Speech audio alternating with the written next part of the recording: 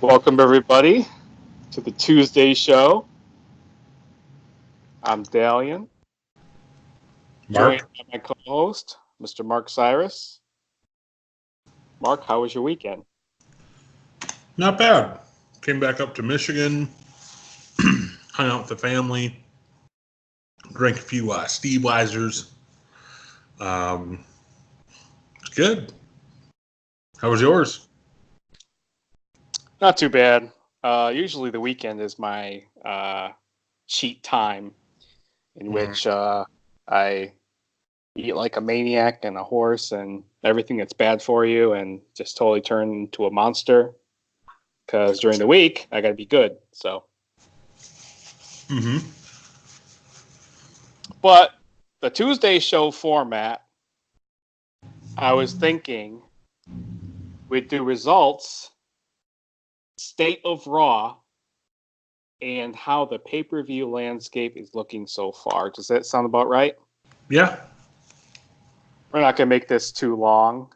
Got stuff to do, but nonetheless, we're covering Monday Night Raw, July 29th from Little Rock, Arkansas. Mm-hmm.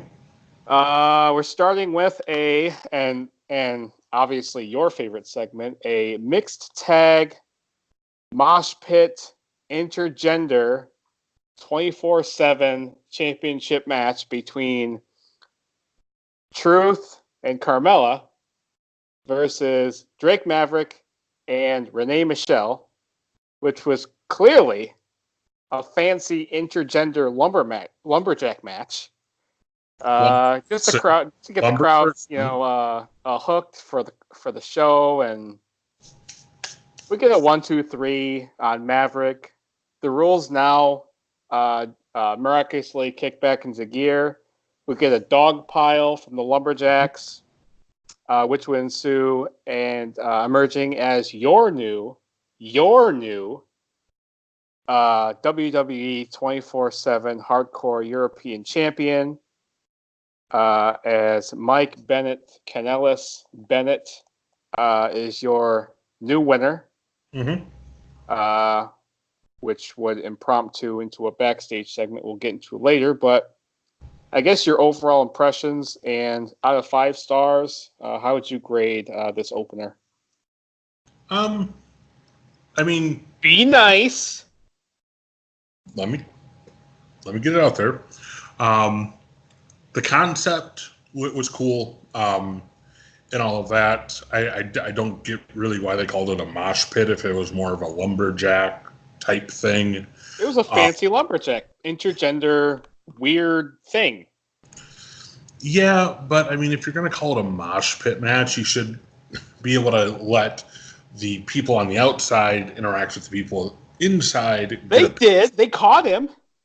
Well, so they were. It was a lumberjack match, but I think about it. I get why it's called a mosh pit because all of a sudden it just breaks out to all sorts of chaos. I mean, overall, Kind of called the result before the match even started. Yeah. Honestly, out of 5, I would probably give it about a 3. That's too nice. I'm giving it a 1.5. This match is not for me. It's not targeted for me, and I'm not supposed to understand this. I'm not a 11-year-old with DX glow sticks. It's not. No. I don't think this is for me. I understand that they're in front of a live crowd. They got to get them, interested and get them hype and. Yeah, And, I mean the match itself. Energy. Yeah, the match itself is a 1.5 because it wasn't anything. It wasn't a match. No, but the fact that Heyman's trying something different, and he's putting these ideas out there and trying, like you said, to get the crowd into the show, get the energy going early. That's why I give it another 1.5. So I'm just saying that I definitely get it. However, it did not translate to us being at home, which is completely fine. Everything doesn't have to. But next, Let's see here. What we got? We're just going to go into the backstage segment. We're just going to skip to it. Might as well. Because this was the more interesting. But, gosh, what they're doing, I'm finally starting to maybe get some sympathy for this guy. Maria asks Mike to lay down on his back like he always does. Puts a heel to his chest for the very embarrassing 1, 2, 3. Making it after she threatened her finishing move, kick you in the vagina. Yes. Ensuing a new brand new pregnant. Your winner. Yours. Your winner. Pregnant Maria Kanellis Bennett. I'm gonna leave this one to you because I believe you would have a little bit more, more thoughts on this. I don't necessarily want to tackle it. I want to just throw it away. What are your thoughts? And what do you see them doing with Mike Bennett in the future? Honestly, I get the whole utilization of like Mike and Maria, and trying to get them to have something, if you would. I think at least they tried, kind of deal. Yeah. At this point, with both of them, not that long ago, kind of saying, "Hey, you know what? I'm out of here. I don't want to be here," and like legitimately asking for their releases. I think. Yeah, I remember that. It didn't happen too long ago. It was about a couple months back, right? So I think it's kind of a punishment / rewards. Like, hey, you guys wanted to leave, but we kept you anyway. So we're gonna put you on TV, but we're gonna put you kind of in a odd position. We got a former Over Kingdom member and Impact World's Heavyweight Champion. Big yikes for this one. I don't know. I don't have anything else for that. Hopefully they do something right with him. On a side note, I really hope that they realize what they have in Mike Bennett, and they don't squander it, but we'll save that rant and that discussion for a whole another day. We have a 5-man gauntlet match to determine AJ Styles' SummerSlam opponent for the United States Heavyweight Championship. I did not get this on Hulu. I didn't get it either because that's how I watched it as well. It's good to know that somebody is going to be watching these matches, not us. But I mean, I read online. They put what's his face? Oh God, Charlotte Flair. They got Cesaro. Yep. Sami Zayn. Yeah. Andrean or what? Andreas. Andrade Cien Almas. There it is. Yep. From what I read online, they made him look really good in the match. They had him rip Rey Mysterio. As they should, because I really enjoy Andrade Cien Almas. Yep, and he ripped Rey's mask off on live TV. Like legit, like you saw like half his face. We all know what you look like, Rey. It's okay. Take it off. Like, it's okay. Maybe time has elapsed enough to whereas the new generation of kids really don't know and have not seen the WCW Nitro episodes archived on the WWE Network now for a tier of $4.99, $9.99, $14.99, and there's a free version, I think, too. Yeah. So, and then, I mean, putting Ricochet over, it makes sense. he's somebody who's going to be getting a push for quite a while. And I mean, it leads him back into the whole kind of rematch for the U.S. title, which doesn't make sense. Kind of like how Seth Rollins got his rematch. It's like, well, you lost the title. Shouldn't you already have a rematch clause in there? But there is no fairness or rematch clauses in the WWE. Nothing has to make sense. We now have impossible 5-man gauntlets to determine a chance to get your title back. Yeah, and I don't understand this. I don't get this. I get it. I don't want this. Do you want this? Does it make sense for a baby face to go through all obstacles and to get him, more interest from the crowd? Should heels only get that rematch clause because they whine and complain about it? No. Is that where they're going? Or heels have to do the same thing? I think everyone's going to have to do the same thing. Or heels politic? No.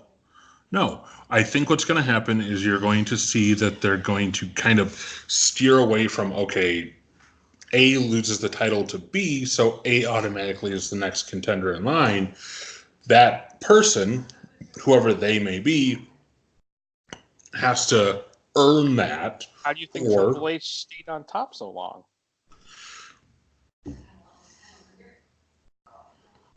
It is what it is. Just saying. We have a moment of bliss. A hokey segment that lasted a bit too long, which would then impromptu to a match that, in my opinion, would be the better meeting. What's it going to take for people to care about Natalya Neidhart? Let's just get to the nitty gritty. We had a contest here, but really the shiner here was Natalya coming out and putting the old sharpshooter, which happened much later in the night. You're completely skipping the triple threat tag match. I just wanted to get to the part of the sharpshooter. Okay, I like Natalya Neidhart. I want to see more of Natalya Neidhart. But that's fine. But you're overlooking a solid triple threat tag team match. How'd you feel about it? I enjoyed it. I thought it was very well put together. I thought that they really allowed the Revival and the Usos to kind of showcase themselves as two of the more dominant tag teams on Raw. And then I like the OC coming in at the last minute and just kind of stealing it from them. The Magic Killer, no less. Oh yeah.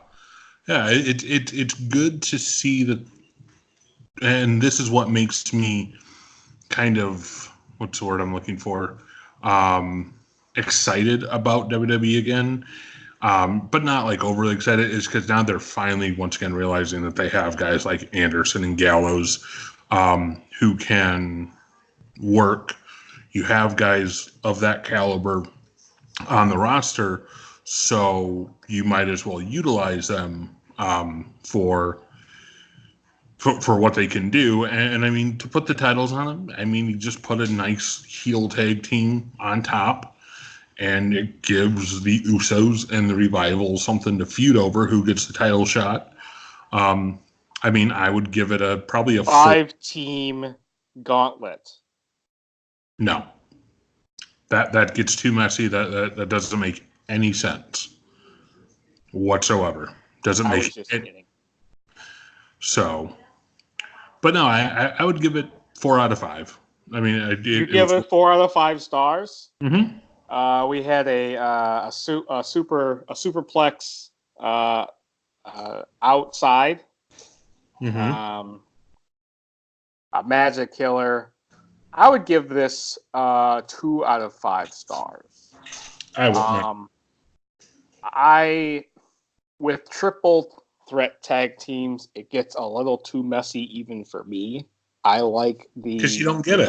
Like you're looking at it too much from a casual standpoint. You're not looking at what they're doing, what they're trying to do. I understand what they're doing. They're putting over Gallows and Anderson as relevant again. I get it.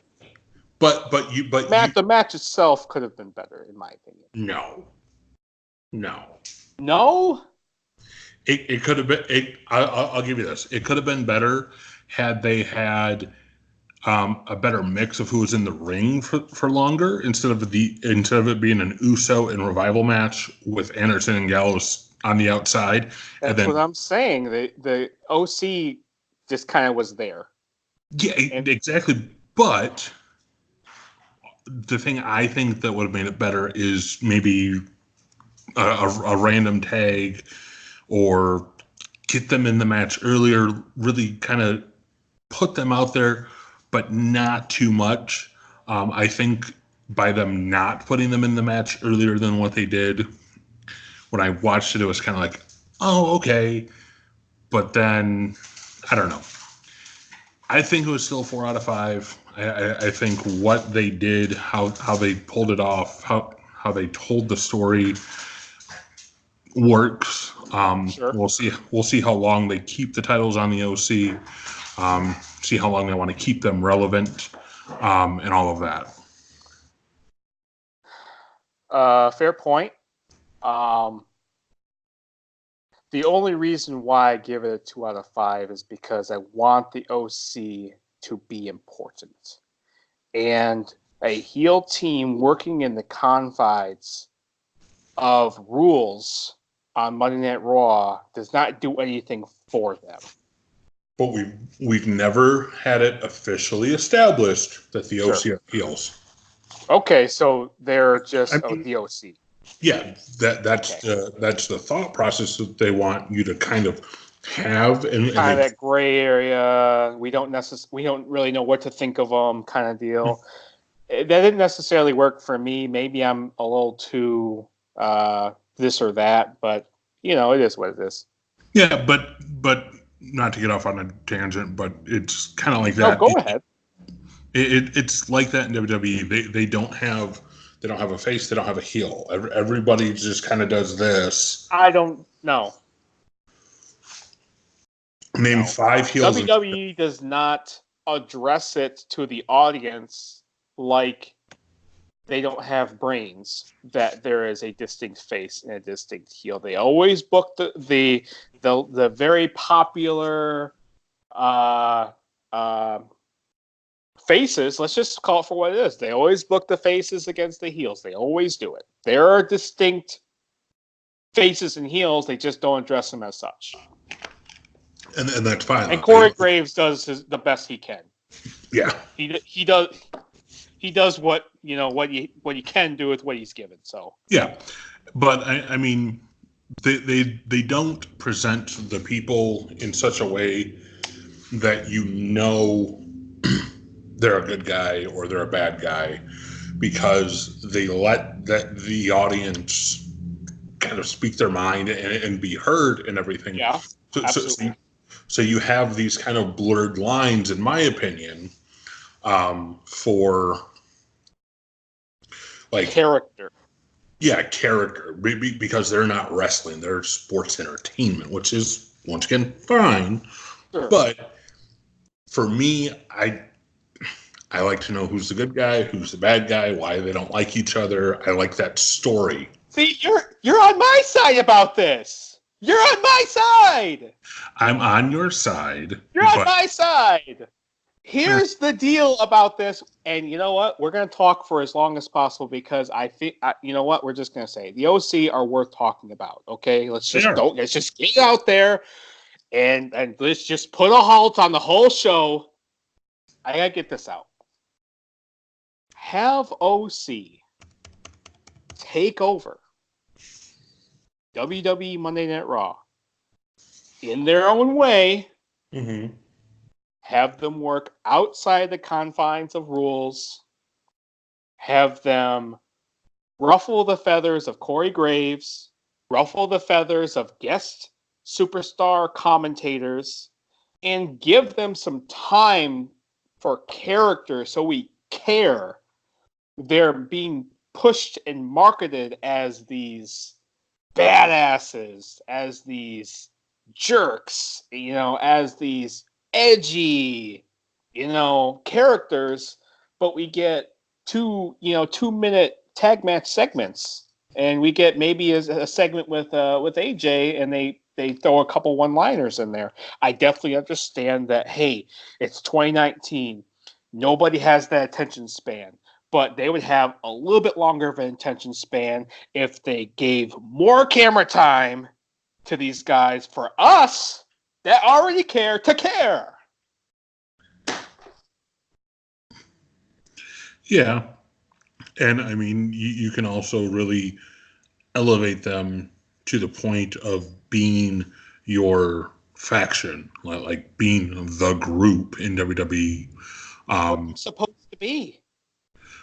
Yeah, but it's not like they need to do it now. They need to establish that this is the group. Like, this is going to be that dominant, I don't want to say force, but that dominant group to move forward. Was this a long-term thinking process on the part of WWE in which to have AJ Styles have a significant established single championship run, and then later on, well, let's just throw the club in when we need to, kind of deal? Because I really feel, based on going off of what you've told me, this was a thing that needed to happen a year and a half, 2 years ago. Yeah, and they did it.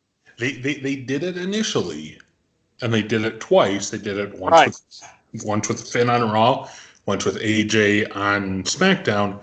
And at that point, they pulled AJ back from it, and they wanted him to be good AJ. And they kind of pulled Finn back for the same reasons and said, hey, you know what? We kind of need you to be the good guy. Everybody loves Finn. Sales and sponsorships? Huh? Is this merch sales and sponsorships? Or is it WWE not believing? It's WWE trying to establish the three of the most notable outsiders, not to use that term loosely or anything. Use it because that's what they are. But to show that, hey, you know what, we've got these guys. These guys were the reason that another club, because I won't say Bullet Club, because they can't. New Japan will just sue them. They want to kind of take that away and say that no, these guys are the club. They're the ones that started these clubs, and this iteration is the club, the original club, which I get, but like Finn, sure, but like Finn and Anderson and Thomas started Bullet Club and all that, but the one that everyone kind of went up, and it's like, oh, this is Bullet Club, like this is who they are, was with AJ. So I get why they're like, okay, these three are the OC, but here's a curveball. What do you do with Finn Balor? In regards to the OC or just Finn Balor in general? They're all in the he's got a program coming up as a preview to SummerSlam versus the Fiend Bray Wyatt, in which we covered on the Sunday show. But you're asking me how I would book Finn Balor with the club, with a club interaction, or just him in general? Like, does he join them? Does he Look at how club alpha males have been initiated and kicked out in the past. Every single alpha male club member has been dishonorably discharged when they get a new opportunity, whether they're moving horizontal or vertical, lateral, or what have you. They are turned on with a couple finishers, a couple spits to the face, and feet. That's Bullet Club. And Bullet Club is not WWE. that's the difference, and I think that's what they're trying to establish with That's more this. WWE than New Japan, though. WWE could do it, but much better, in my opinion. Finn Balor was the one that started Bullet Club. Gallows and Anderson know that, and AJ was just along for the ride as your hot off the TNA and the Indies, and I gotta reestablish myself. I gotta distance myself from TNA, so I'm gonna use Gallows and Anderson, as a stepping stone, as a crutch to gain relevancy into New Japan, and I just use them to gain an upper hand into a stable. And Gallows and Anderson have never forgotten that Finn Balor was the true beginning member, the leader of the OC original, the club, if you call it whatever you want, and we get a beatdown. This isn't until later. We gotta have a heel run with Styles, but I'm talking maybe 6 months to a year down the line, when they do whatever they need to do, and it doesn't take shape, or it falls on deaf ears, or doesn't gain the interest it needs to get. We get a turn. We make Styles face and get some sympathy. We get a big beatdown, and then we get maybe a WrestleMania Finn Balor Styles for whatever title down the line. Yeah. That's how I would book it. You ask me how I would book it, that's how I would book it, okay? You're trying to get me heat. I promised myself today that I was not going to get upset. So, and then, yeah, I mean, the next thing on Raw that I have is Becky Lynch and Alexa Bliss. Bliss. This was my favorite segment. Match. No, not for you. Maybe I am biased because I'm probably the biggest Alexa Bliss mark or is in the room. Yeah, I mean, it was okay. It was great. It was great. Alexa Bliss doing the genius intellectual psychology that Alexa Bliss does. It was a work, and she had you. She had you. She had me. She had you. Did she have you? No. I knew it was a work. Just the whole. Usually, medical staff. Basically, what happens is if it's a shoot, is they finish the match, and then they go straight to the next segment. Like no, dragging this on or anything like that. They dragged that thing on. They had that camera right in Alexa Bliss's face, crying on command. Oscar, fucking Oscar. I don't know. It just fell flat for me. Like I've never really been all that impressed with Alexa Bliss. I mean, good on her for making it to WWE as young as she is and doing all that. She's just never done it for me. It's literally nothing against everything she's done or what Becky Lynch has done or can do. I just, I might have to start writing supportive notes. She's a multi-time Raw and SmackDown World Heavyweight Champion. She's an established superstar that is the top heel of the company. But she's not a heel right now. She's not a heel. She's whatever right now. She's trying to get her feet back into the water. But for a time, she fucking carried the company. All right. Oh, I'm not like it's not anything against what she's done or anything like that. But I can't get into her matches. It's just not for me. And then you put Nikki Cross in there. Okay, like she's a little bit more technically sound than on. Let's pull the trigger on Nikki Cross. I'm into slow burns. I'm into character development and character building. I'm into character investment. Give me something.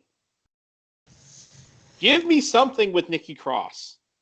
The more like the point of Nikki Cross aligning herself with Alexa Bliss is for Nikki Cross to have an arm to latch onto for the main roster to, So she doesn't navigate. She's still very much green on the main roster. I totally get it from a business, but as a fan, like, just give me something. Give me some edge. Yeah. This is not a Nikki Cross character. This is a Dana Brooke. Yeah, I could see that. And then after that, Salt was Lynch defeated Bliss by stoppage. Yeah, stoppage, and then Nikki Cross, and then she went over on Cross, and then your sharpshooter segment, which I was rudely interrupted because this was my favorite segment of the night. The match was number 2. The number 1 was Natalya Neidhart slapping on that sharpshooter on the man. If anything were to give Natalya Neidhart some interest going into SummerSlam, this would be it. They had to have done this. They had to. They have to give her something. They have to make this veteran look strong against the hottest talent in WWE right now, in Becky Lynch. Your thoughts on this segment? And I actually want to give you the floor on what do you do at SummerSlam between Becky Lynch and Natalya Neidhart, and who is it favor more with whichever way you go? I mean, for what they've done and what the story that they're trying to tell, I think, again, how do I put this? It's one of those things that you have somebody like a Becky Lynch who's, in my opinion, she's still very over. She's still very popular and still really riding this whole the man thing, which that's got to come to an end sooner or later. I'm not saying anything. Nothing. But I mean, WWE knows how to cash in on a very social topic. Yep. Let's just call it for what it is and just leave it. Yeah, and I mean, what they did on Monday, great. You have Becky essentially wrestle 2 matches, make her look real strong. She wins. Amazing. Yeah, have her win both, and then kind of get a beat down. Natalya comes out, a little bit of revenge from that. They're not heels, right? They're not. It's not established who's good, who's bad. Like you don't have that. And then it's a little tick for tat. I mean, just kind of back and forth, which is fine. Right. I mean, going into the pay-per-view, I think that you've got some people who are going to look at it from, okay, well, they're going to have a decent match, and they're going to put Becky Lynch over. I mean, the way I look at it is you can really surprise everybody and let them have a great match. Let them do what they do. And then at the end, put Natalya over and put her over clean. She tries the sharpshooter. She tries this. She tries that. And she just rolls her up. One thing that I actually came to my mind was a short segment. Now, this could have been a catalyst for Hulu. I'm not sure. But she cuts a little promo in the back. You remember that promo where she calls out a stipulation? Mm-mm. She calls out a stipulation. She wants it to be a sharpshooter versus disarmer. And then she says something like, she's probably not, woman enough or man enough to accept this stipulation, so I'm not going to issue it, and then walks away. So I was curious to know if you saw that, because I'm not sure if this was maybe a writing mistake, or they gave her kind of a nod at the end of the segment, like, don't issue that yet. We gotta wait for next week to do that, because it didn't make sense for her to have a backstage segment to call out a special stipulation on a championship match at SummerSlam, only for her 3 minutes, well, not 3 minutes, seconds later to say, I'm not going to issue the submission match stipulation. It seemed odd. It seemed weird. And if you can, go back and watch that, because it was a little weird, like a botch. Okay. So I don't know if they're gonna save it with Becky saying you want to challenge me to a stipulation. You're on. We'll have a submission match at WrestleMania. How do you feel about submission matches in general? I think if it makes sense in the story that you're trying to tell, better yet, how do you feel about submission matches in 2019? Once again, if it makes sense and it fits into the story that you're telling between two individuals, somebody's got to use at least one of the people have to use a submission as a finisher. It could be both, but typically one is going to use it more than the other. I think if it's done in such a way to where that's kind of been the way that they've been beating each other or almost beating each other, you can kind of play it off that, okay, they beat them this time, they came back and beat them with this, and then they had a third match that just ended in a pinfall, but they were both really going for those submissions. We haven't had that with this. I know, and I think that's kind of like why and I, like I said, I haven't seen it, but I think that's kind of why she put it out there and was like, wait, no, not going to do that. You got to remember, we got to make this submissions important for the SummerSlam match, because it could be a submissions match, but we're teasing it, but we're not. But care. I definitely get it's a 3-hour show. You have a lot of cooks in the kitchen. You have a billion people watching. You gotta please everybody, and then not please anybody at the same time. And I totally get it. Not everybody has 2 to 3 minute segments or time to do a nice cream of the crop, segment, timeless, important segment. I totally get it. You know what? If you're not going to build this thing week to week, don't say it at all. Don't even do it. Don't even do it. Don't even try it. Don't even do it. Because now I'm like, well, are they going to have it as a submissions match? Should I care? Is this going to work? Is my attention span long enough for a submissions match? I don't know. But I got Seth Rollins versus Dolph Ziggler. The build here was last Tuesday on SmackDown. We had a little confrontation between Shawn Michaels and The Miz and Dolph Ziggler, in which Ziggler lays out Shawn Michaels with a super kick. You can't take my time. This is my time. Legends are not welcome here anymore, and you're just a second-rate Shawn Michaels wannabe, says Ziggler, who has for the past 10 years been a second-rate Shawn Michaels wannabe. How do you feel about this match, actually, Seth Rollins versus Dolph Ziggler on Monday Night Raw? It really wasn't a match. I think they had maybe 3 minutes before Brock Lesnar arrives.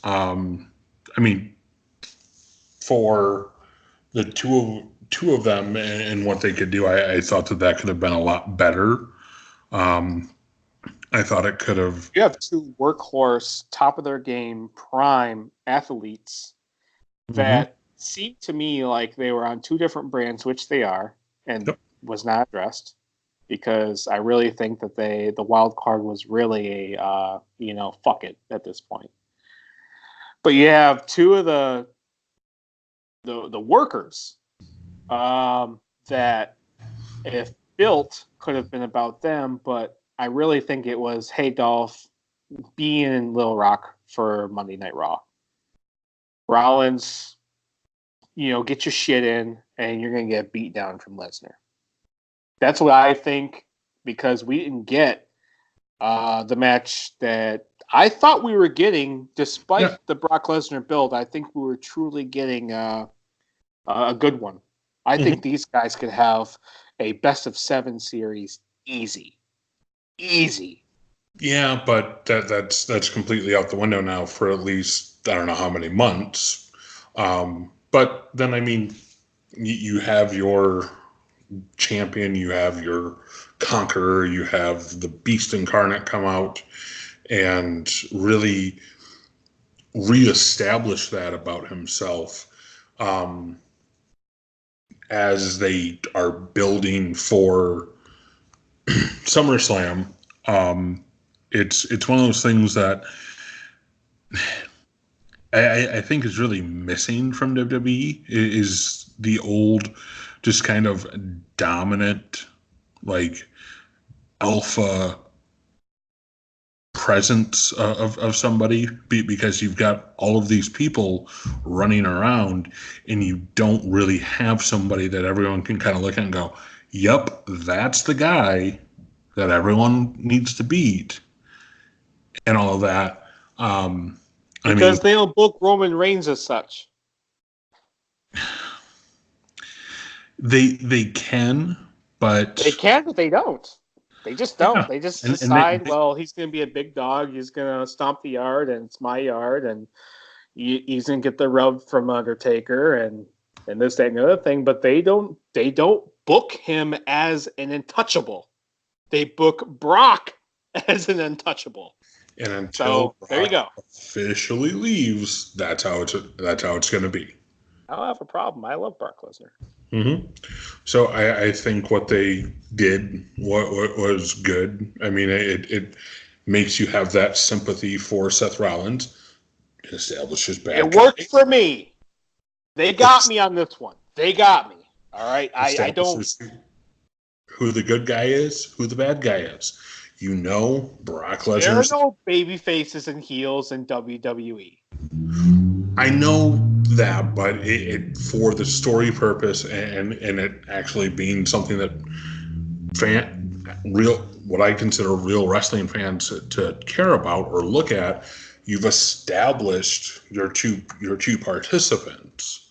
Sure. You've established that this one is pretty sadistic. I mean, the fact that this was a good beatdown.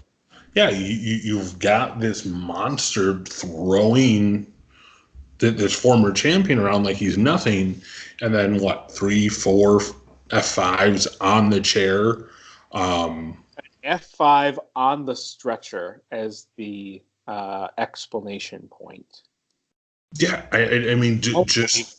And the blood and just the choking on his own blood and the whole ambiance of it, the details, the subtleties, really made me want to watch WrestleMania for this match. So 5 out of 5 stars segment. Any last thoughts on that? Nope. I think we put it over pretty well. We got a Samoan Summit with Roman Reigns and Samoa Joe. You take it away with this one, because I just don't know anymore. I just don't get it. I didn't get Pull the trigger on Samoa Joe! I didn't get to watch it because we started this. The last thing I saw was Samoa Joe and the OC beating down Usos and Roman Reigns, and then I turned it off. I mean, we had a babyface comeback in which you get a couple Superman punches here or there, and then you get a ooh wah spear on Samoa Joe, making the faces of the company strong looking. I don't even want to touch this. I am now with ring work a Roman Reigns fan. I like Roman Reigns for his ring work. I like him for his dropping of the tough guy, dropping of the whole, this is my yard, and just being himself. That works better for him. Samoa Joe, they could do anything and everything, and the few glimpses we've seen from Samoa Joe, your United States contest, your Rey Mysterio, your AJ Styles, your Where's Wendy? Everything that we've seen when it comes to promos, where it comes to rivalries, we've seen gold. We've seen gold, not ho-hum. It was another Monday Night Raw with Samoa Joe. A hokey segment. Geez, get this guy off TV. No, Samoa Joe has come with it every single time. Every single time he's come with it. But here's the problem. And give me the problem. Give me the solution. What do you do with Samoa Joe? What do you do with him? What do you do with him? You do exactly what you're doing with him, but the problem is he's not homegrown. He's not something that Vince and everybody cultivated. He's not this WWE product. He was an established entity when he came in. He was well known, well liked, and just looking for that next progression in his career. And WWE him. See, and yeah, they didn't WWE Styles. Oh, they WWE'd Styles. They did not WWE Styles. Styles did what Styles does and climbed up through the ranks the right way. Samoa Joe did not do that. Samoa Joe, I think, got injured. I think that's the only difference.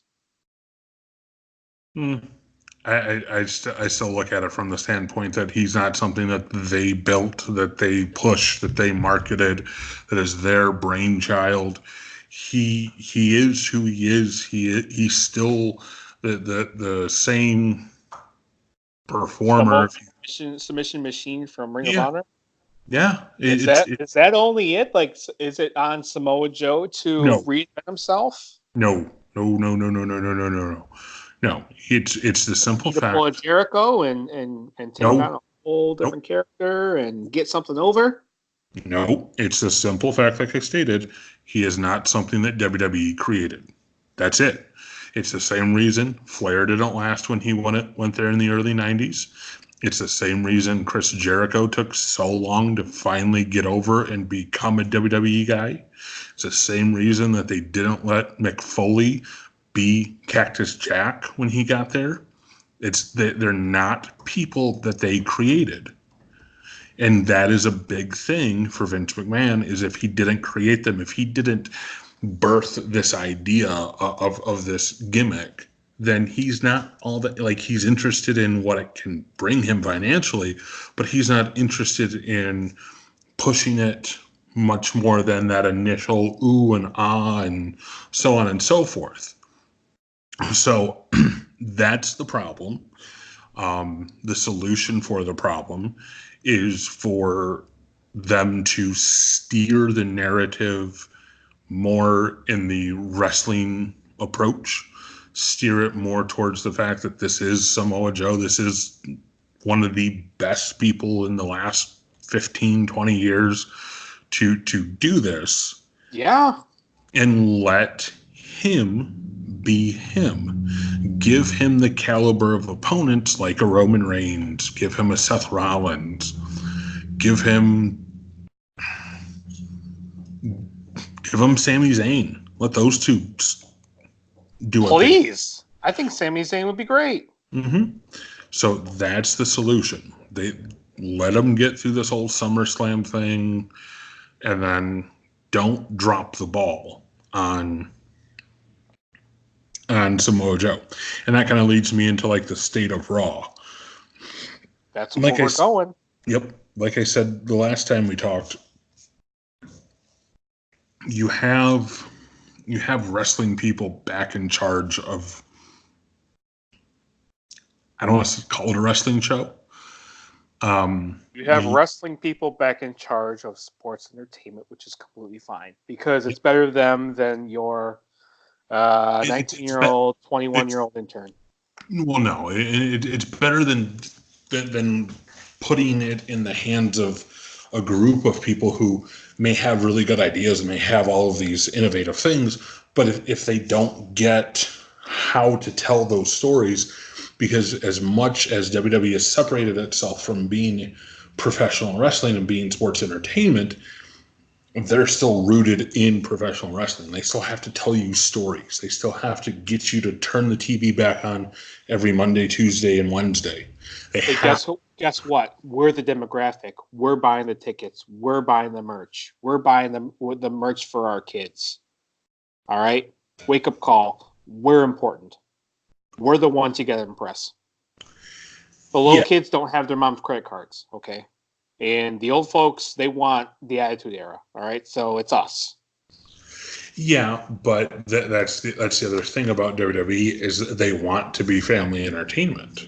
They want families to come to the shows, to have fun. I didn't see family entertainment on this week's Raw. I saw Paul Heyman on this week's Raw, and guess what? I was okay with that. Yes. And that's, like I said before, that's what they need to start steering everything back towards. Letting Heyman on Raw do what Heyman does with a weekly show. Let Eric Bischoff. Let's not get too crazy here, because I don't want it to be a bloodbath every Monday night. No. Violence for the sake of violence, and I don't want demoralization and edginess for the sake of shock value. It's never worked before. It's not going to work now. So if WWE is watching this show, do not, for the sake of shock value purposes, put together these hokey segments for a hoo-ha, kind of, that was cute. Let's move on because it was cringe. The Maria Kanellis, Mike Bennett, cringe. All right? Cringe. But I don't think... Press! That's not a little kid segment. That's not a sponsorship. Now brought to you by Tide Pods. No, that was for us. It was cringe. I don't think that they're going to get back to the whole ECW approach to a weekly TV show. I think what they need to do is they need to get back to it being a wrestling focused broadcast. You can still tell great stories. You can still have great side things going on. But if you put the focus back on telling the story of two people against each other, and you do it in such a way to where you can connect with wrestling fans, because you are telling wrestling stories, you are making the matches more physical, you are bringing a little bit more violence to it, because that's what you have to do in wrestling. The violence in the heavyweight contendership. Just leave it up there.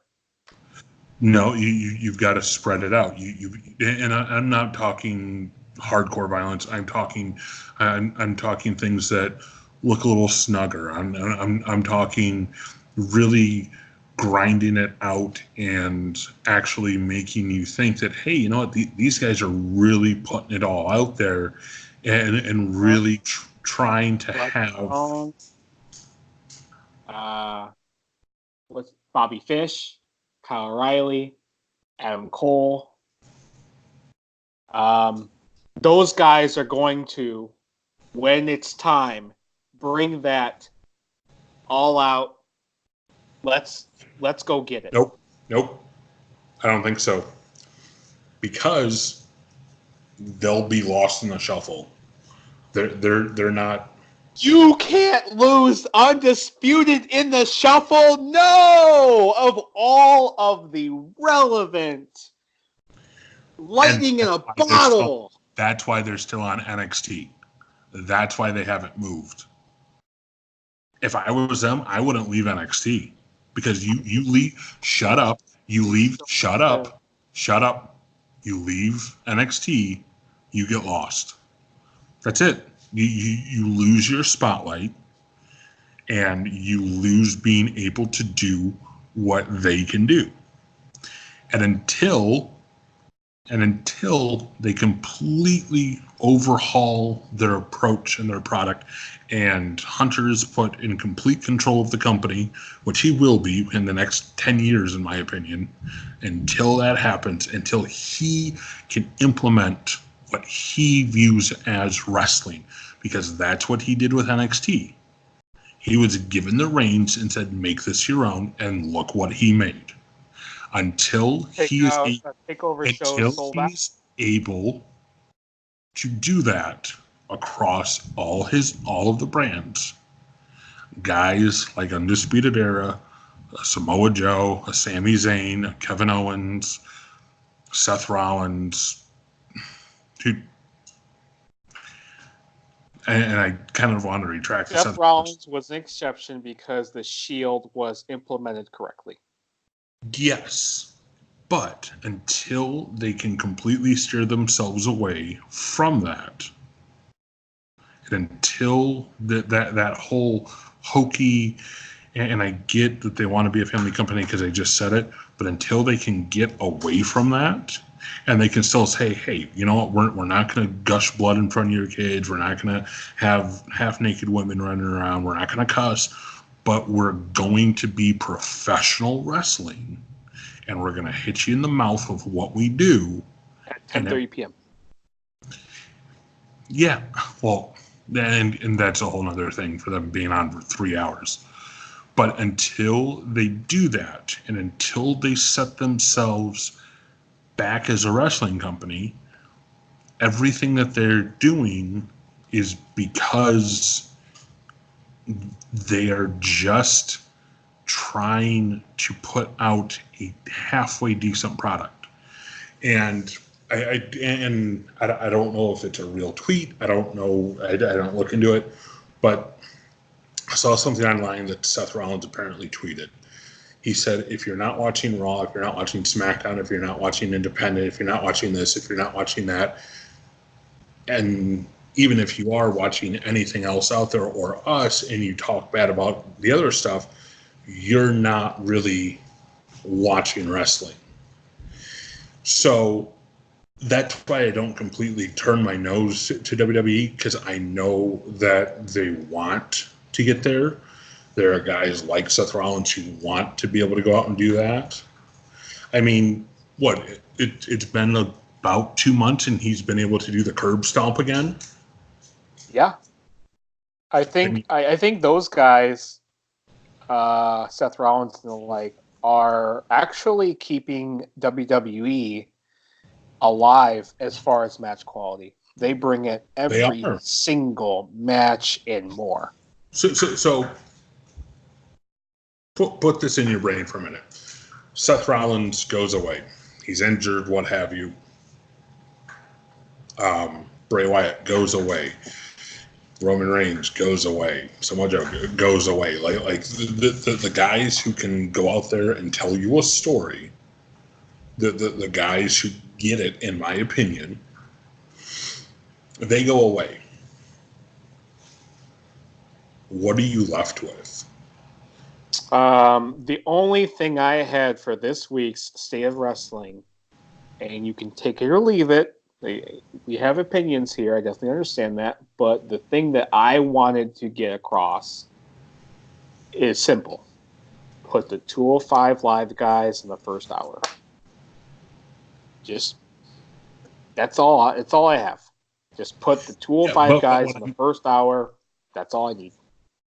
What I'm saying is, if you take everyone away that can go up there and can work and can wrestle and can do all this stuff, you've got guys like Drake Maverick, who I don't like him.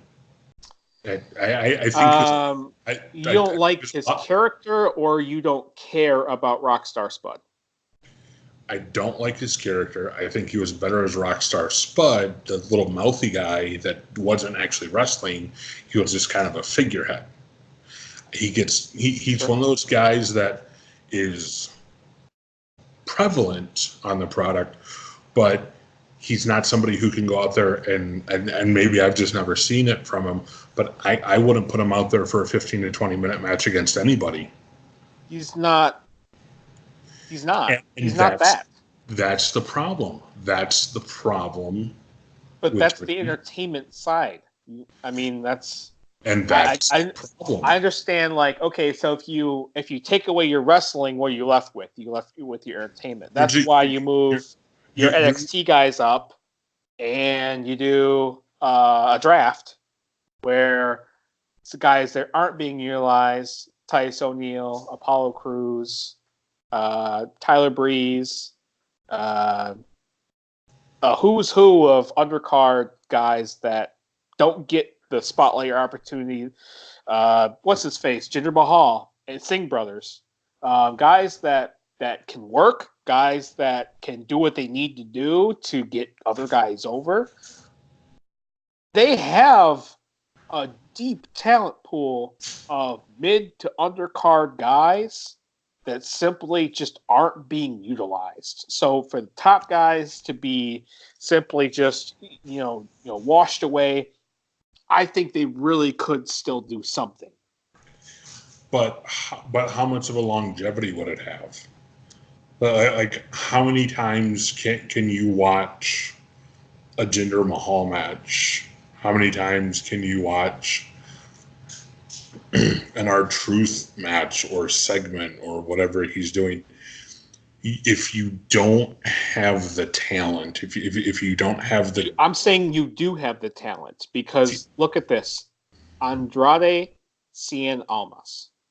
Mm-hmm. Cedric Alexander. You do have the talent.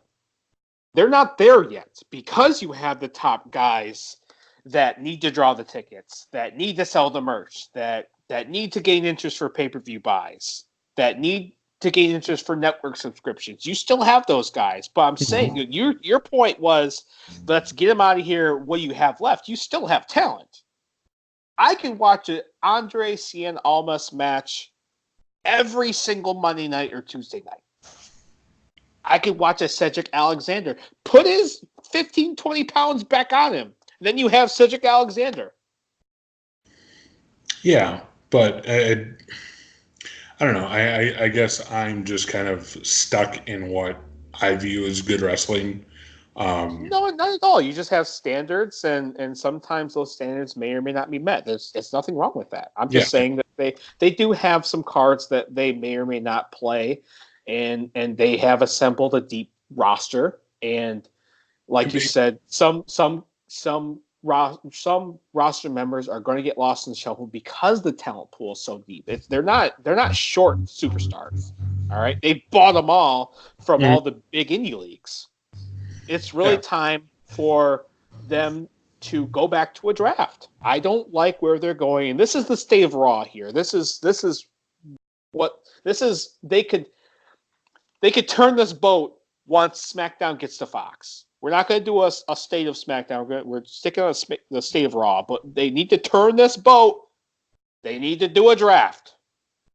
All right, let's get back to, okay, now I know Mike Kanellis is on SmackDown. Great, I'm going to tune into SmackDown to watch Mike Kanellis. I want to definitely see what he does with the 24/7 Championship. Oh, I see that Seth Rollins is on Raw. I'm going to turn to Raw because I know Seth Rollins is going to be on Raw. There's too much going on here to follow. All right? And you have wild cards where some rules apply to Roman Reigns, but other rules don't apply to other superstars. It's like, what is going on? Yeah, and once again, I think that's where they're starting to go and turn back into that I'm gonna start tweeting.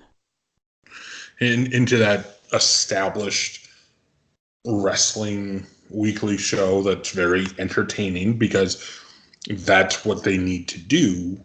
Is they need to turn it back to wrestling. They can keep their entertainment value, they can keep everything, but they need to turn back to wrestling. They need to focus on the people who can tell those stories in the ring, not so much in a post-match segment where all the lighting's rigged and things like that, where it kind of looks like, oh, okay, because by the time that camera goes out and you see so-and-so just kind of walking down the hall, about 5 seconds before that, you had a producer going, move, walk, do something.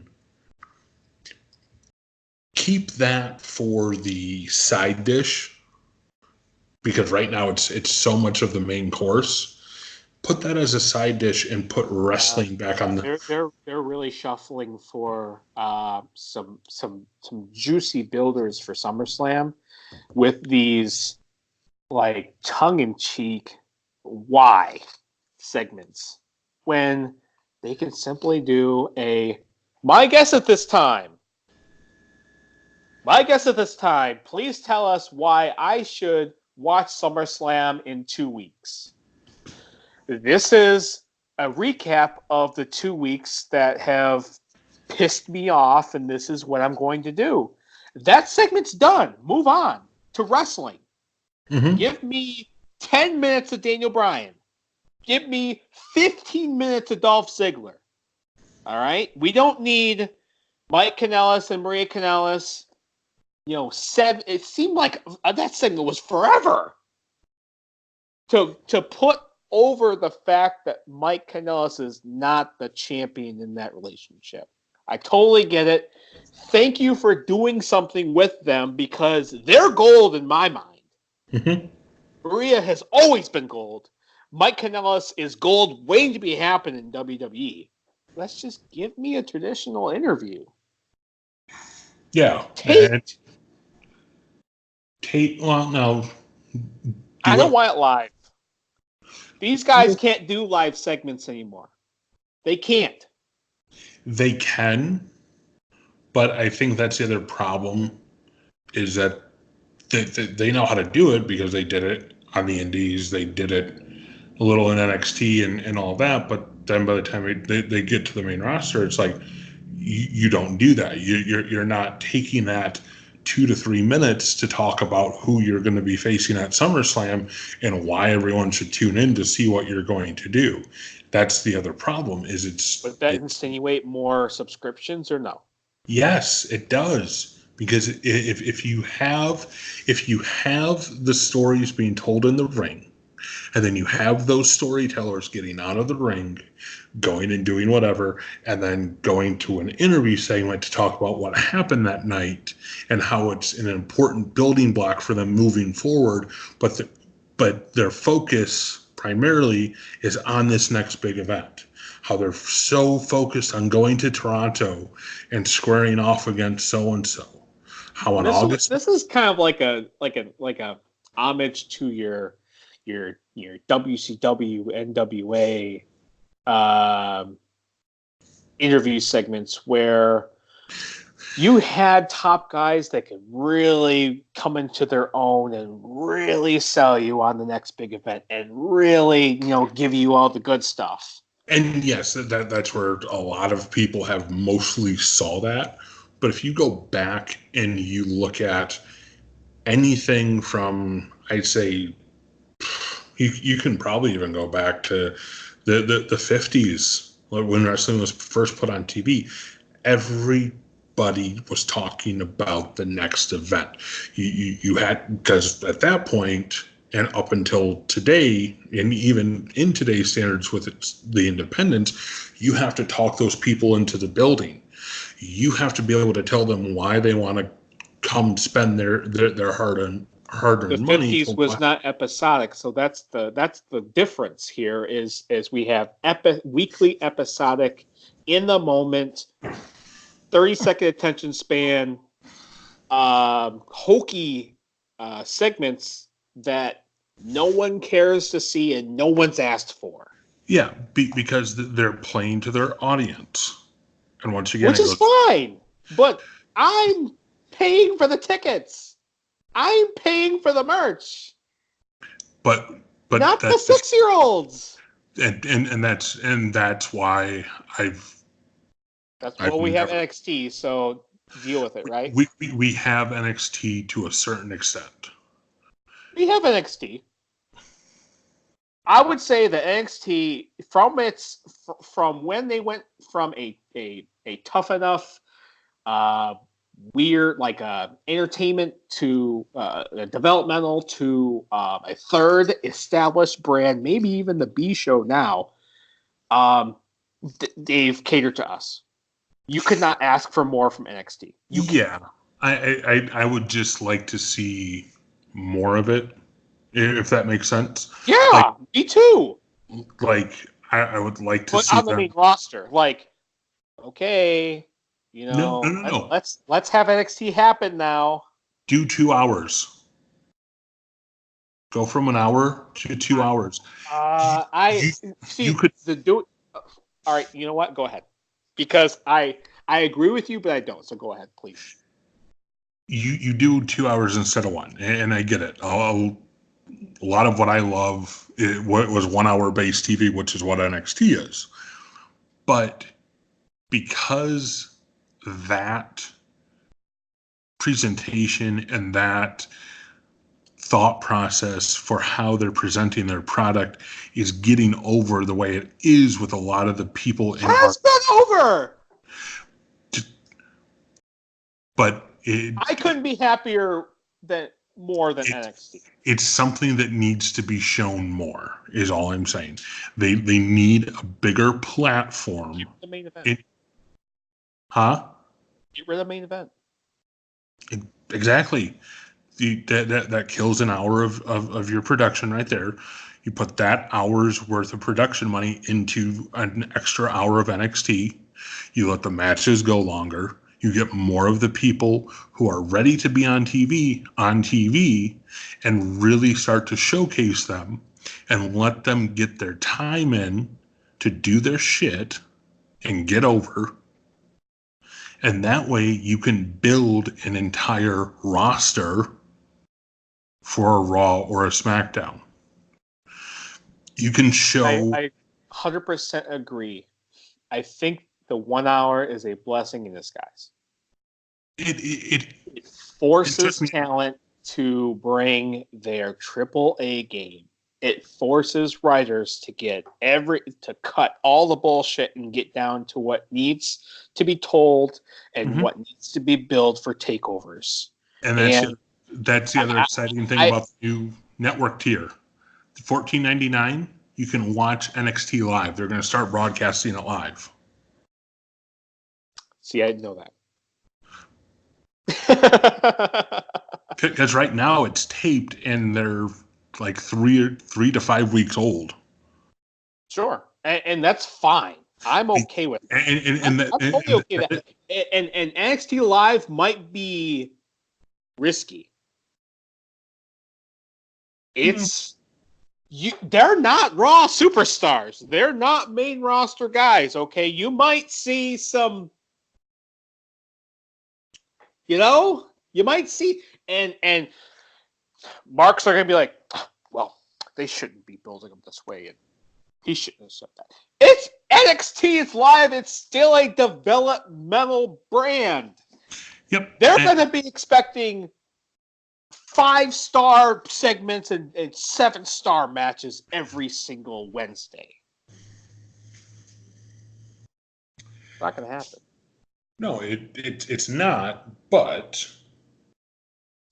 trust me, I get why NXT is an hour right now, because that's what worked back in the 80s. That's what made the NWA TV so captivating, is because you got 60 minutes with these people, And in that 60 minutes, they had to tell you everything about the next time they were going to be in your town or near your town. They had to tell you about everything that was going on around their world, so to speak. And then it was done so that you would come back the next week. And that I'm okay with. Like I'm completely okay with them being an hour right now. But and I'm not saying completely push them to 2 hours. Every month you do 1 2-hour special, almost like a Clash of the Champions. Yeah. Give that brand another way to be shown. Like, trust me, I am so pumped for every takeover. I think every takeover gets better and better. The production, the matches. You're not kidding. But give them an extra hour. Get once a month. 205 once Live. every, yes, and put that division on SmackDown, or have it be something that can float between Raw and SmackDown. Cancel one WWE ride along and get 1 more hour on NXT. No. So that was the state of Raw. How do you feel about the state of Raw? Well, it really wasn't the state of Raw. We just went off on a The state of Raw is going to be the state of Raw. What's Raw doing? Where is it going? And what it should be. So here's my state of Raw. I can make this very very let's to the get point. Let's get to the segment. The subject matter of the segment. It's reestablishing itself as must-see TV. It's giving people real investments in the matches. It's showing that there is still wrestling on Monday nights. It's showing that there's potential in the changes that they've made production-wise. And I think that if it continues and they don't stop their momentum leading into SummerSlam and especially after SummerSlam, that they could really get themselves on track, that by the time October comes around, specifically a couple days before, actually September 30th to be exact, 2 days before that other show premieres, you could really have a lot of headway and steam going into it and kind of like, okay, new kids on the block, your turn. And that would elevate everything else if they just keep the momentum, they keep the focus on getting back to wrestling in those little incremental bits like they happen. State of Raw, next topic. That was the state of Raw. And I am very happy with the state of Raw. I'm really happy with this show so far. Next, do you have a list up of the current SummerSlam landscape? No, but I'm pretty sure I can run it off the top of my head in no specific order. Becky Lynch, Natalya, Bray Wyatt, Finn Balor, Orton, Kofi. I did touch Rollins, on Lesnar. Kofi. I did touch on Kofi and Orton in the Sunday show. We have Bayley, Ember Moon, KO, Shane McMahon. See, I'm not caught up on SmackDown yet, so I wouldn't know that. And we're gonna have a build tomorrow. Now, this was early rumored, and I actually want to talk about this one first, if you don't mind. I'm not sure how much time we have, but let's just get into it. I want to talk about this because paralleled to Alexa Bliss being the Raw top heel, we had Miss Flair on on SmackDown, or they started out switched, but they essentially switched brands. What I'm trying to say is I'm a huge Charlotte Flair fan. All right, I mean, whatever Charlotte Flair does, I'm there. And early rumors were, well, Charlotte Flair doesn't have anything on the card. Where's Charlotte Flair? She doesn't have a championship match. She's not a champion. That's very odd to go into one of the big 4 pay-per-views with Miss Flair not having something to do. Mm-hmm. I think we now can almost confirm that we have in Toronto for SummerSlam a Trish Stratus, Charlotte Flair Battle of the Eras. Charlotte Flair changes her name, her Twitter handle, to the Queen of All Eras. We're going to get a Trish Stratus segment tomorrow live on SmackDown Live. You mean tonight? Today's Tuesday. It is tonight, isn't it? We're not doing the Tuesday show on Monday. We're doing the Tuesday show on Tuesday. So in, 15 minutes? So, what do you think about this? Tell me your thoughts. I was not a Trish Stratus fan in the Attitude Era. All right, I'm just going to put it out there. Unpopular opinion. I was fans of other women's superstar talent. Trish Stratus was not one of them. Yeah, and I mean, I'm picking Flair to go. I think Trish Stratus, if she's going to get back in the ring, which she might. That's that's where they're heading. I would say it could possibly be.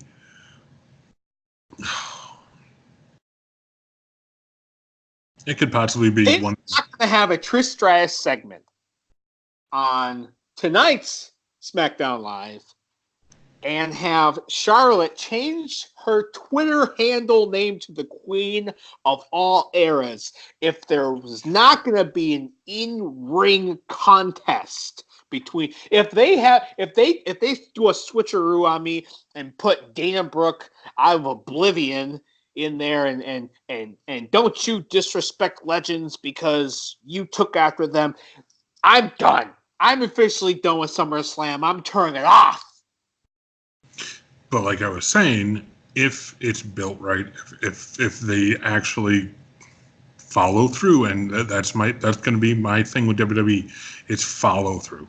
Follow through. If you're going to start telling a story, tell the fucking story. Don't start and stop stuff like you've been doing for the last, 3, 4, 5, 6 years. Tell us the story. Make us become invested. And you could possibly have on, and I know it's a lot of this stuff is being built rather quickly, but you could possibly put together one of the best SummerSlam matches of all time because you have somebody as a naturally gifted athlete like a Charlotte Flair.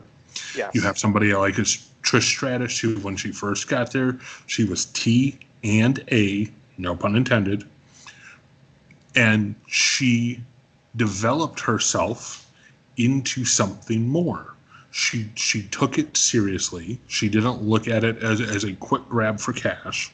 She looked at it as an opportunity to become multidimensional. And she did that. And she did it very well, obviously. So, and I don't know.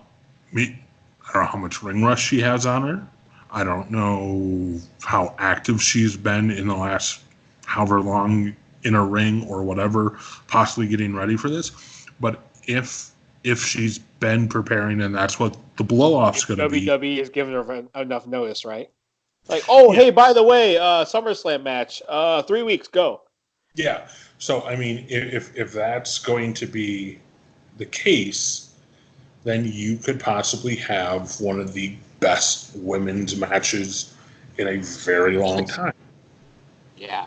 So it's something that I would be interested to lightly follow, just kind of see how the story progresses. Like, I'm not going to, I'll probably watch part of SmackDown on Wednesday, tomorrow, and just kind of see what they do with it, and then follow up with it next week and see if they're going to continue that momentum forward. But I think it could be a great match. They're both very capable performers. It does not hurt Trish Stratus's legacy. I touched on this in the Sunday show. It's not going to hurt Trish Stratus's legacy if she loses this contest. I think Charlotte going over on Trish Stratus would solidify and further her reign as being one of the most influential pioneers of the WWE Women's Division. My pick is Charlotte Flair goes over. Yeah, I could see it. You want to take KO and Shane McMahon? Yeah, I mean it's this era, this generation's McMahon versus, like I said last time, it's a McMahon versus a Stone Cold type person, gimmick, character, angle. I think it needs to stop after this, honestly. I think you put KO over handedly. Like let Shane go out and do what Shane does. Like don't like completely squash him, but you put KO over dominantly and assertively to where you can really strap a rocket to him and say, you know what, kid, go be KO, go be this era Stone Cold. Don't have him completely rip the gimmick off. But you could really put him out there and give him a real run after he puts Shane McMahon past him. Now, we all know Shane's going to be around for a while. He's not going anywhere. This isn't going to be his retirement match or anything like that. But you put him out of KO's line of sight. You let him go do something else, manage Drew McIntyre, do something, maybe build a stable. But what you do afterwards is you keep having Shane McMahon picking at Kevin Owens. And it doesn't have to be every week. Little by little by little, but then you're still continuing that story. You're still making it mean something to where it's just not, okay, yep, they led up to it. It was really great. It was exciting. KO stunnering Shane McMahon all the time. He's putting Shane McMahon's being a McMahon and putting all these roadblocks in front of him. You have the blow off. You put KO over strongly and assertively, and you let it cool down for a minute, and then you bring Shane back. I don't want to say like, don't bring back a complete another like corporate McMahon, but you really bring him back kind of slowly back into kind of like, you know what? Yep, I got beat, but I'm going to start coming back. I'm going to start doing what I can. And he can't do a lot in the beginning. And then that way you can really build a long-standing feud. You have something that will progress as Kevin Owens progresses in WWE. And as he really is put into the place of somebody that can take that company somewhere, but put him over as strong as possible. We have the SmackDown Live Women's Championship match between a hugger, the Hug Nation, and Bayley versus Ember Moon. Who needs this win more? I'm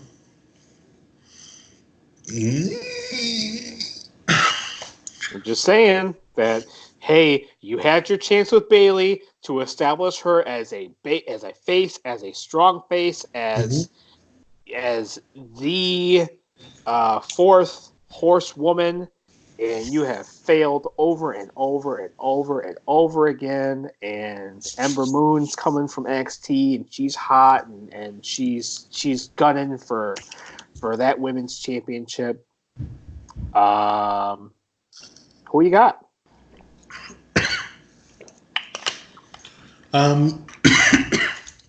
I'd say Ember Moon upset. Let him go out there and tell the story that Bayley's obviously the established person, but she's frustrated. She's not happy with where she's at. In her own head, she's not happy with her place in the pecking order. She's champion. Just said, follow me on this. She's not happy that she's not at the level of a Charlotte Flair or a Becky Lynch. She's not happy that she's not like in that same conversation, even though she's a champion. Am I a good enough champion for you? I've been the workhorse, and I won the women's Money in the Bank, and I cashed that in. And is that good enough, or do you need something more? Exactly, because you don't see it coming. You don't see her pulling that type of an attitude out and becoming heelish like that. And then but nothing, no trigger's been pulled. Yeah. And then you have someone like an Ember Moon, who's a female phenom. I've heard her referred to as. I guess. Whatever. Yeah, I don't get that either. but you have people know who she is. She was great on NXT. She had a nice run. She dabbled on Raw and SmackDown now, but you put her over, give her the title for a month, let her have a reign, and then that's when you go in. That's when you turn Bayley fully. I think this benefits Bayley more if Bayley loses. It does, because you get a snotty, over it. Underlooked and underappreciated Bayley, and she starts terrorizing SmackDown. She just starts taking chairs to everybody. Mm-hmm. And nope. No? All right, I'm sorry, Eric Bischoff. You start having weirdo finishes. No, she just starts throwing. She throws a temper tantrum the next SmackDown. Yeah, but make it interesting with chair shots. No. Chair shots, more. No, so put Ember over, upset. Next. We have I just want to know the result here. The Becky Lynch and Natalya. This is for the Raw Women's Championship. In my opinion, this could go either way. How would you book this match, and who needs it more? Book it as a. We already have one women's title changing hands. Yeah, book it as a match to prove something. They both have something to prove to each other. Becky wants to prove to Natalya that she really is the woman. Not a spoon-fed NXT. Yep. Right. Yep. She really is as good as she says she is. Natalya has to prove to her and a lot of other people that she can still go. She's not past her prime. I don't even think she's that old, but she's still relevant in the women's division. Sure. Let them wrestle a little more snugly, a little bit more deliberately, if you would, to really drive home the fact that both of these people are trying to make the other one submit. And then you put Natalya over initially, in that she makes Becky tap. And have Natalya run a wrestling clinic.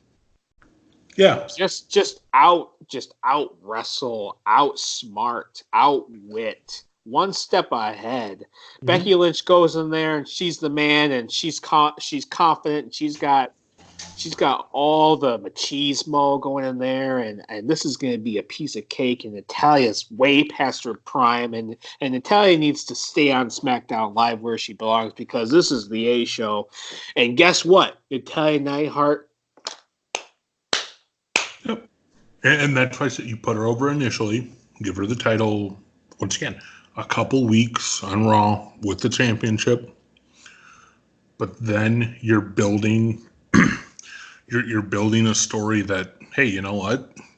She beat the man. And maybe you have Becky Lynch backstage the next night on Raw kind of not sure what to do with herself. Like she's still confident. She's still sure that she can go out there and do it. But she's got that moment of doubt still in her mind. Like, can I really go out here and like I know I can do this, but can I go out and do this against Natalia again? Sure. Okay. Can I really be the man again?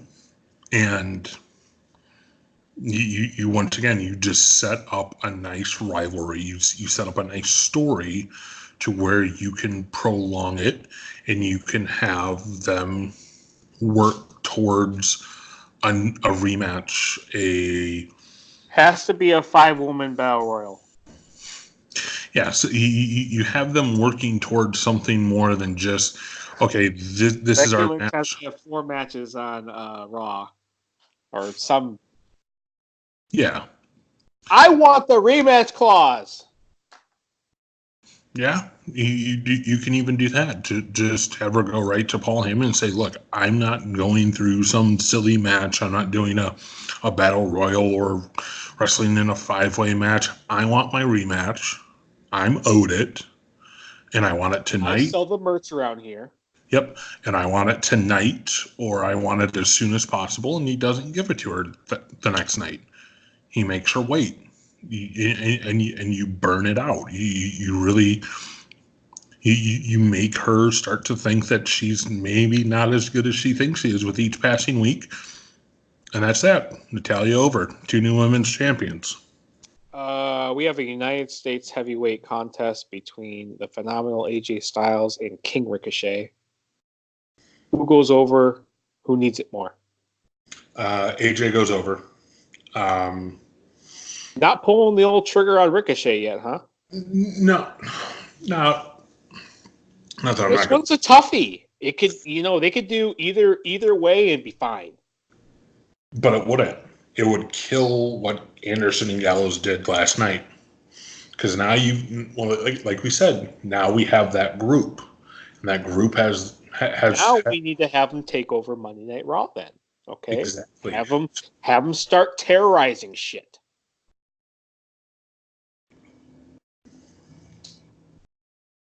So you put AJ over, but you don't put him like you put the match on very evenly. They're going move for move, hold for hold, what have you. They're doing what they can do because they are 2 of the best.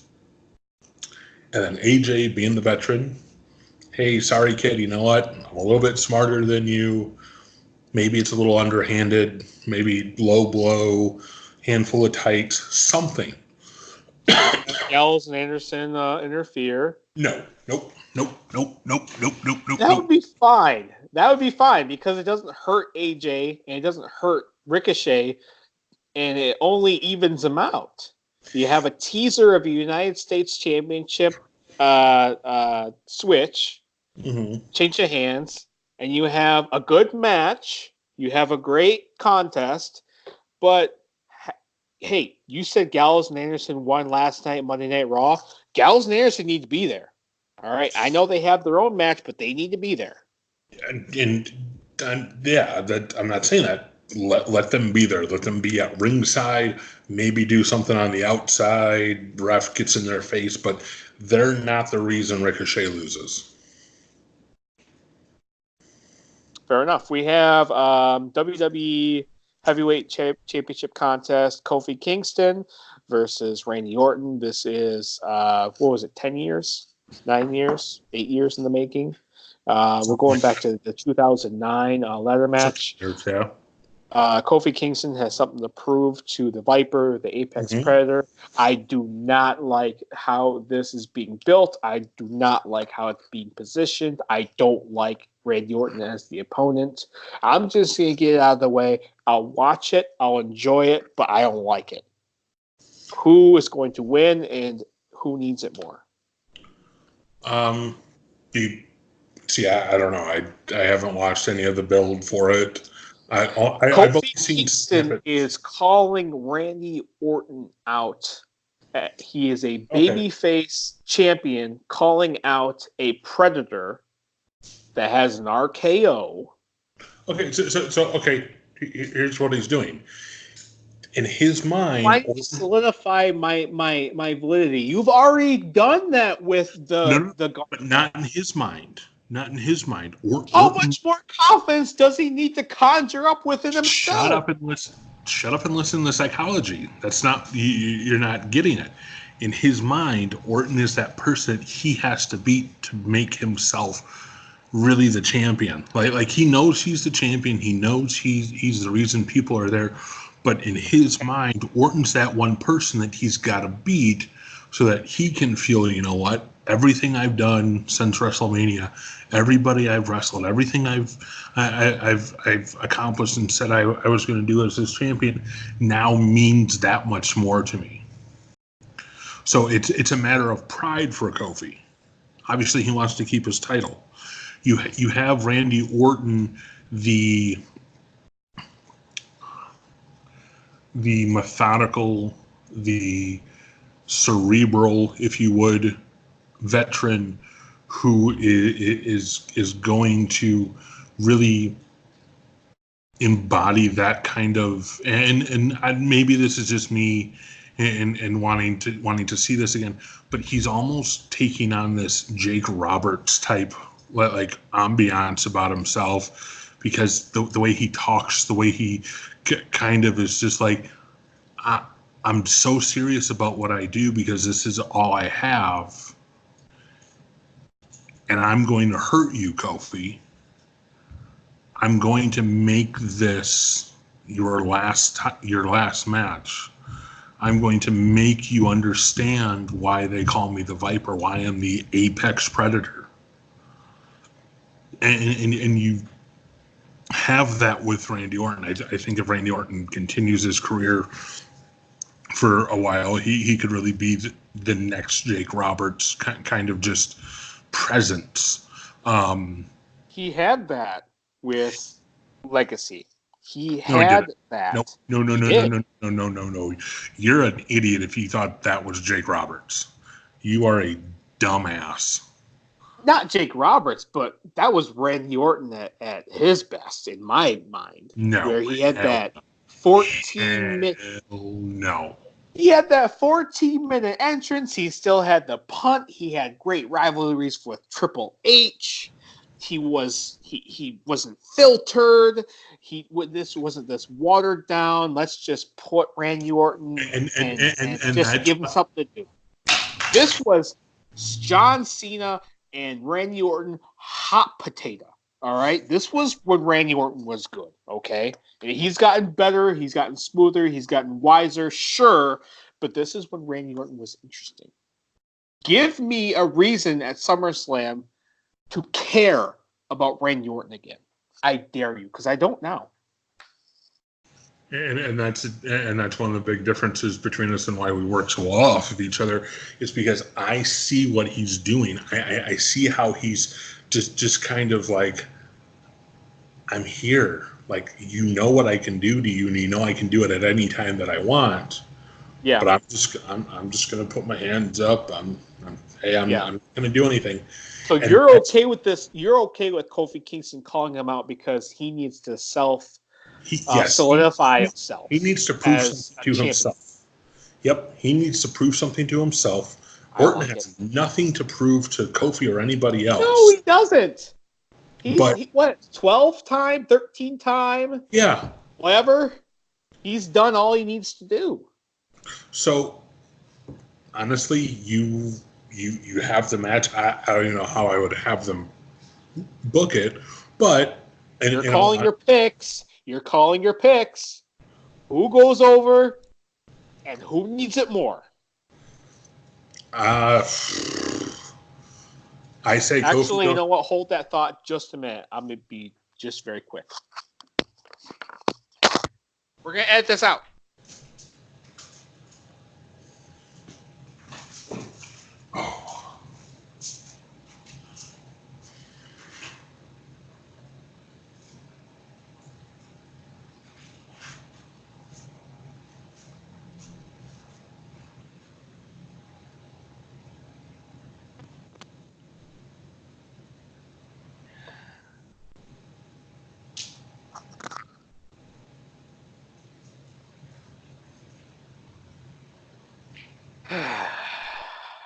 Oh, I'm ready for this one. Okay. Put Kofi over. Not easily. Not easily. You let Randy beat the shit out of him. Like really make people think that Randy Orton's going to hurt him. Let's just dissect Kofi Kingston. Yeah. Let's take him apart. Let's embarrass him, and let's leave his body lay. But Kofi keeps coming back, and he keeps getting the cut off. And then Kofi, I don't know, he hits Trouble in Paradise or whatever his move is now, and just kind of lunges himself on top of Orton. And 1, 2, 3, and it's that whole, you beat the hell out of the babyface champion. You make people think, okay, it's over. This is going to be it. And then at the last split second, boom, he goes over. Because not only does he need it for himself in the story aspect, but he needs it from a outsider's view looking in. Okay, like Kofi Kingston wins WrestleMania, does all this stuff, beats Randy Orton at SummerSlam. Okay, like he's not just a paper champion. He's not somebody they're putting the belt on and letting them carry it for a few months until they can find somebody better to put the belt on.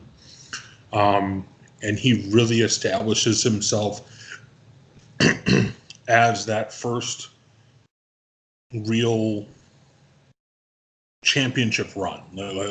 This really kicks off however long they're going to keep the title on him, because he just beat somebody, and he didn't look like he was going to beat that somebody, and that's why he needs it more, not only for himself, but for his overall appearance in that, hey, I'm actually real. Like I'm really the champion. They're just not putting the belt on me, and I'm going to do this for a while.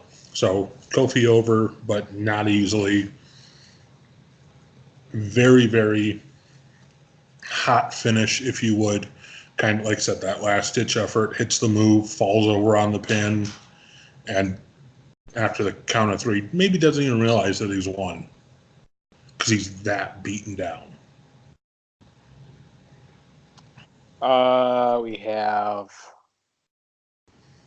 I have a huge problem with this booking, but we have The Fiend, Family Funhouse, Monster, Bray Wyatt versus potentially the Demon, Finn Balor. Mm-hmm. Who wins? Who needs it more? Finn needs it more. Honestly, I'll just put that out there right now. He needs. Just saying. Yeah. Just saying. Come on. He just needs it for credibility standpoint. But I put Bray over handedly. It would not make any sense for him to have this much build for a return to only lose at SummerSlam. It's predictable, I know, but I mean, I really feel like, okay, you two guys can tell a story, have something to do.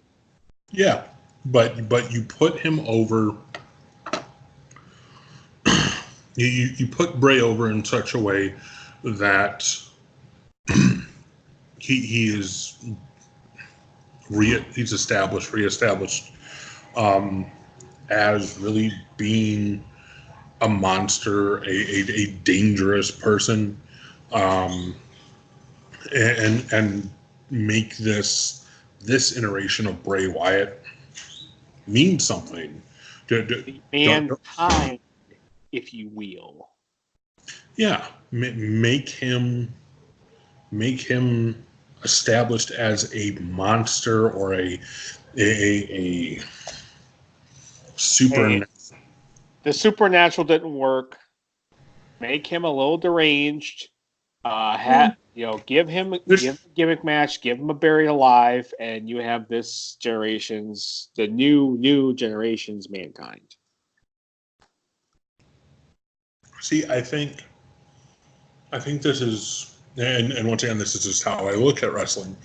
This is a progression of his whole supernatural, like, I have all these people and things inside my head that talk to me. Schizophrenia. Yeah, but so it does keep him on that paranormal like arc, but this is his dominant persona. Like, this is the one that's come out and said, I'm Bray Wyatt. Everything else that you saw before was me trying to come out, me trying to show who I really am, what I'm really about. But this is who Bray Wyatt is. This is what I'm here to do. And yeah, maybe you're gonna have Finn in the demon paint and all of that. I swear to God, if he wears that stupid headdress dreadlock thing, I think that's dumb looking personally, but yeah, you have the Demon King and the Fiend, but you have somebody who is setting themselves up to be that monster that you're just like, I'm not sure if anybody's going to beat him. And you tell that story in the match. He's Bray Wyatt. He uses the mandible claw now. He uses Sister Abigail. So Bray Wyatt over monsterly. The Demon King has yet to lose a pay-per-view as the Demon King. So these are quick rumors, and they'll wrap this thing up. I know you got stuff to do. We kept you for long, but this has been a very entertaining and just enlightening conversation. Rumors are a SmackDown Tag Team Championship match between the New Day and Heavy Machinery. They're not even Heavy Machinery. They're blue collar or something. They switched their names already? Mm-hmm. Okay, well, I don't. Yeah, I know what you're talking about, but I just read that. We cover wrestling. Do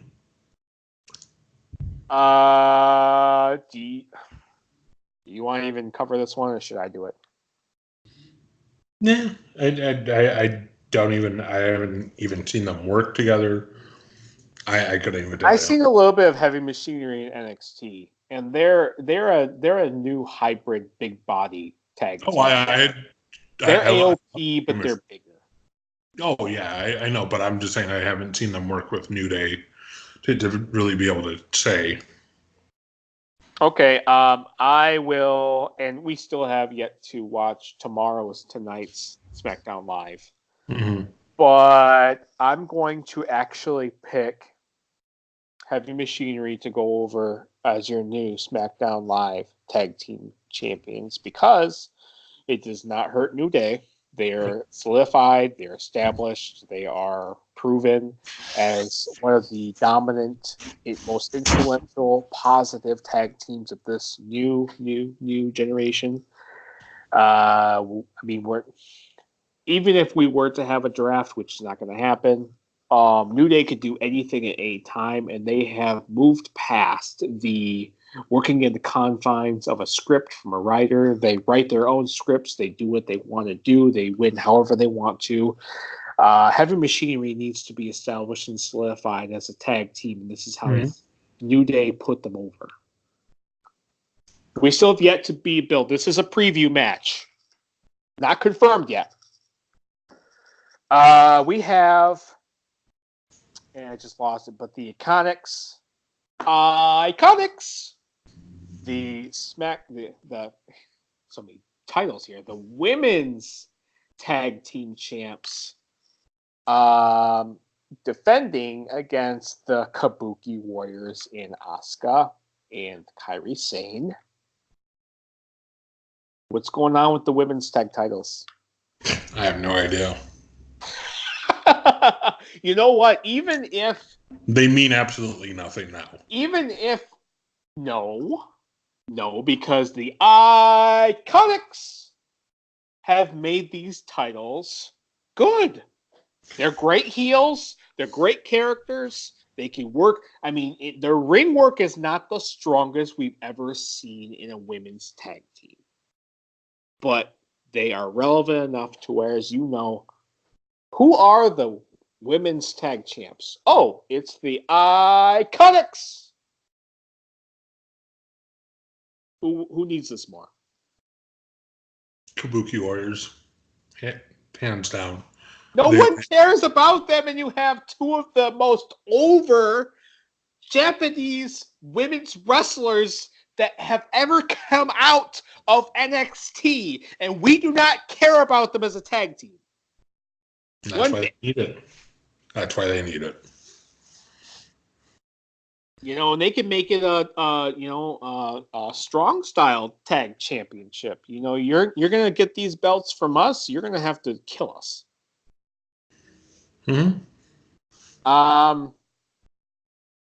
That's the rumors. We've done the results. We've done State of Raw, and we have done the week to week pay-per-view previews, the picks of the week. Mr. Mark Cyrus, where can people follow you on social media? They can follow me at Bearded Brute. That's Bearded Brute, BeardedBrute3, Bearded Brute on Instagram and Twitter. I'm trying to be more active on both platforms, trying to really put better content out, I should say, on Twitter. Trying to put me over. I wouldn't put you over. I appreciate that.